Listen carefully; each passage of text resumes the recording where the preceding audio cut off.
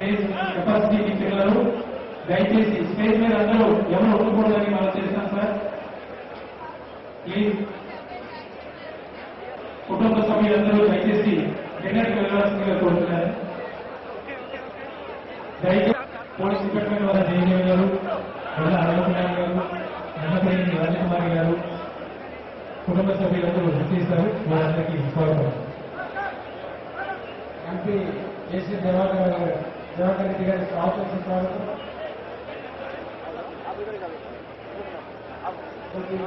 జేసీ దివాకర్ రెడ్డి గారి స్వాగతం సుస్వాగతం. స్వాగతం సుస్వాగతం. అనంతపురం జిల్లా ఎమ్మెల్యే స్వాగతం సుస్వాగతం.